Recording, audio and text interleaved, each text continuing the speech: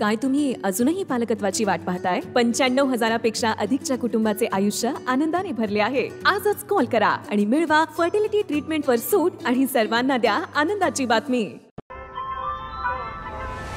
ताज्या बातम्यांसाठी नाशिक न्यूजच्या YouTube चॅनलला सबस्क्राइब करा आणि बेल आयकॉनला प्रेस करा।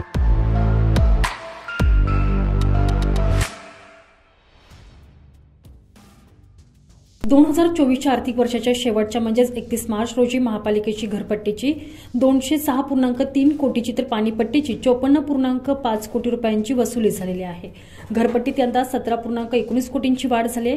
मार्च महिन्यातील शेवटचा दिवस असल्याने महापालिकेच्या सर्वच विभागीय कार्यालयांमध्ये कर विभागातर्फे भरणा करण्यासाठी विशेष व्यवस्था करण्यात आलेली होती, अशी माहिती कर संकलन विभागाचे प्रभारी विवेक भदाणे यांनी दिलेली आहे।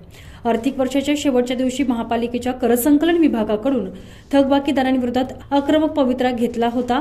पश्चिम विभागातील 70 गाळेधारकांवर कारवाई होणार असल्याचे समजता गाळेधारकांनी 30 लाख तत्काळ भरले होते। महापालिकेच्या कर संकलन विभागाला 2023-2024 या चालू आर्थिक वर्षात मालमत्ता करातून 210 कोटींचे उद्दिष्ट दिलेले होते, तर पाणीपट्टीचे 75 कोटींचे उद्दिष्ट दिले होते। तब्बल 200 कोटींचा टप्पा गाठला गेलेला आहे। विशेषतः आतापर्यंतची सर्वाधिक वसुली कर संकलन विभागाने करून दाखवली आहे। तर मार्च महिन्याचा काल शेवटचा दिवस असल्याने महापालिका मुख्यालयासह सिडको, सातपूर, नाशिक रोड, पंचवटी, नाशिक पूर्व आणि नाशिक पश्चिम येथील सर्वच विभागीय कार्यालय रात्री अगदी 12 वाजेपर्यंत उघडी होती। Bureau report, Nashik news, Nashik.